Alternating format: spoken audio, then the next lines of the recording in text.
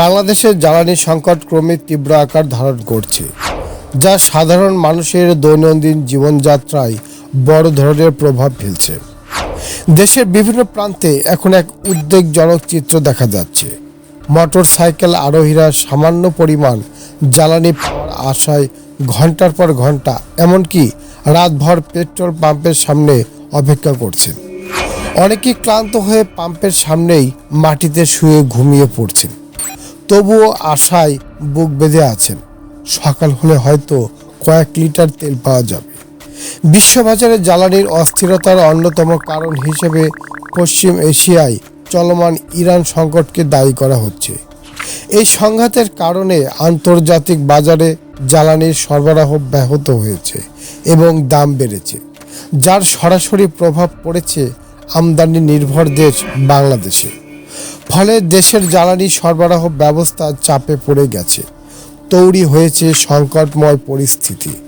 সাতক্ষীরা, বাগেরহাট, ঢাকার তেজগাঁও, বিজয় সরণি, কচুক্ষেত সহ বিভিন্ন এলাকায় প্রতিদিন একই দৃশ্য দেখা যাচ্ছে।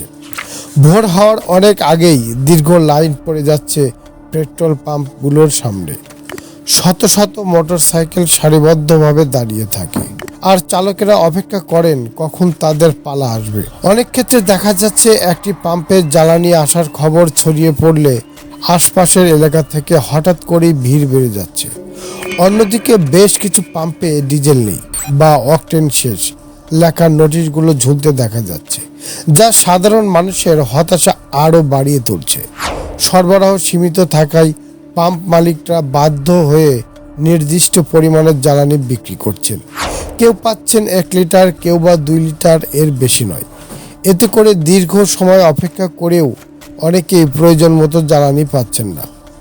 এই সংকট শুধু ব্যক্তিগত যাতায়াতে সীমাবদ্ধ নেই, এর প্রভাব পড়ছে পরিবহন ব্যবস্থা, ছোট ব্যবসা এবং জরুরি পরিষেবাগুলোর উপরও।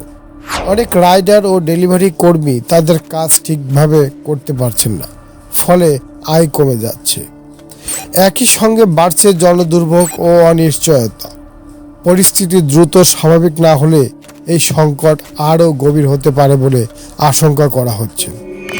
বিশেষজ্ঞরা বলছেন, জ্বালানি সরবরাহ নিশ্চিত করতে দ্রুত কার্যকর পদক্ষেপ নেওয়া জরুরি, নইলে সাধারণ মানুষের কষ্ট আরও বাড়বে এবং অর্থনীতির ওপর নেতিবাচক প্রভাব পড়তে পারে।